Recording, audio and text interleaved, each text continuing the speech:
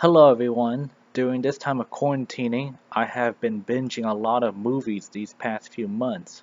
But what I want to talk about today are about movies made by the Asylum. Now, for those of you who really don't know, and you should know, Asylum is an indie production company that is very known for their mockbusters of popular movies, old and new. They are made on a small budget, tend to cast unknown actors, and are released on video way before the real movie is even out in theaters to make a quick buck. And they do. Some of these are rip-offs are quite popular, though most are not for the best of reasons.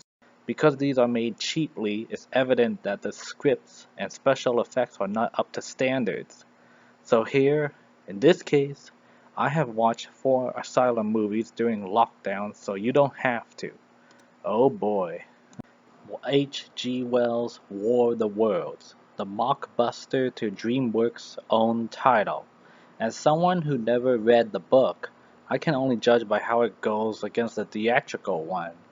The plot follows that of Dr. George Herbert and his family celebrating their 10th anniversary, with an alien invasion occurring at the same time. Leaving ahead of him, George must travel to Washington, D.C., while avoiding the predatory alien crabs to ensure his wife and son are safe. Along the way, he befriends a surgeon, a soldier, and a priest, all of whom die in the most ironic ways. In the end, George reunites with his family, and the aliens die to a rabies infection. There are many boring moments, with just average acting from the main male leads. Any other characters introduced are usually just alien chow, and the obvious low-budget special effects. Overall, the movie tends to take itself a little too seriously, but I think that's what made this one successful in the first place. It did sell over 250,000 copies in DVD sales back then. Titanic II, the non-sequel to Titanic, where there is no Jack and Rose in this. We start off with a chunk of ice breaking off a glacier due to global warming. Amy, here is a nurse on board the Titanic II, which is launched by an ex-flame of hers, Hayden. While stoic romance is being brought up between them, Amy's dad is busy with Brooke Burns investigating the melting glacier. As it cracks and melts further, it causes a tsunami right in the direction of Titanic II. And just like the original ship, they fail to miss the warnings and have a wave collide with the ship. Evacuating the passengers, Amy and Hayden are left behind as the ship sinks.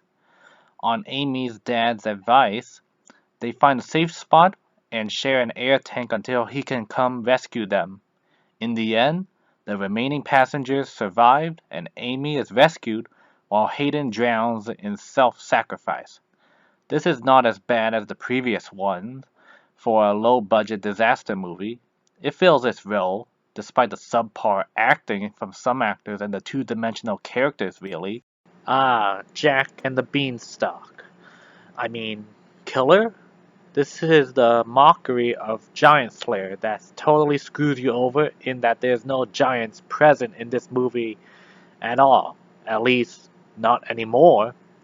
We begin with Jack and girlfriend Lisa building what looks like a transformer when you subtract Michael Bay out of the picture.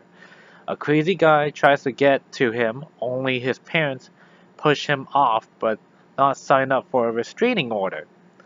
We then learn of Jack's lost father and the gift he left behind, giant sausage beans.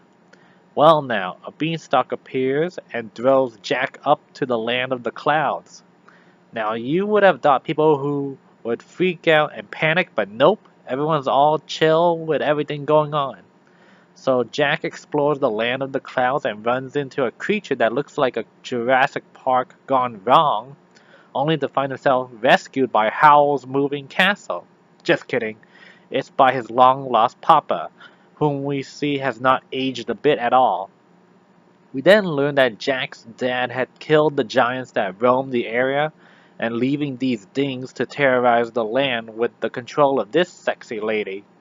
Jack and Co. eventually returns to Earth and help stop the monsters through his budgeted transformer. The last act of this movie is where it's at its weakest. It was dragging and becoming much duller than the beginning was.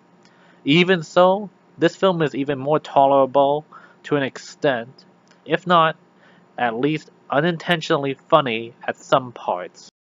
King Arthur and the Knights at the Round Table. Popularizing on the premiere of King Arthur, Legend of the Sword, Asylum created its own loose version of the Arthurian tale. The film starts with King Arthur banishing Morgana and Mordred to space.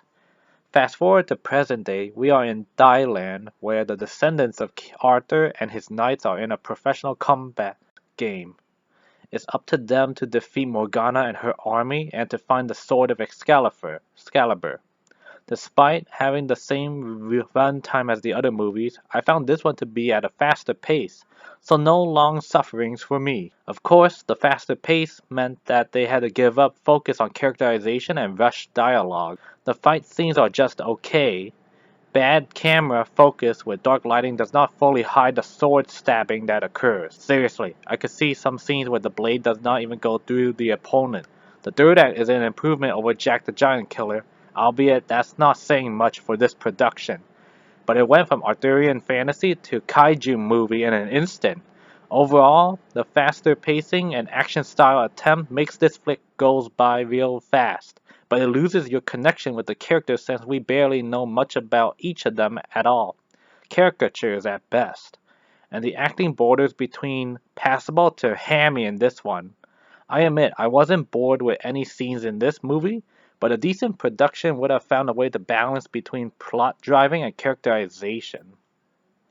So, all in all, these Asylum films are just quick cash-ins on major pictures towards unsuspecting consumers. At their best, these movies are lacklusters, and at their lowest, just bad. But they are not the worst. There are many other ones that deserve that label. In a way, I guess you can say some can fit into the so bad it's good category, but only by a stretch. Out of my own curiosity, I watched these films just to see how bad they are, and ended up liking at how ridiculous some of these were. Asylum does have a small following, so if you are a fan, good for you to find some enjoyment in these videos. Or if you are a fan of cheesy movies in general, Asylum should be one of your picks. As for me, I would likely not be watching any more Mockbusters for a long time. Seriously, my brain hit its limits during this binging. I need a break.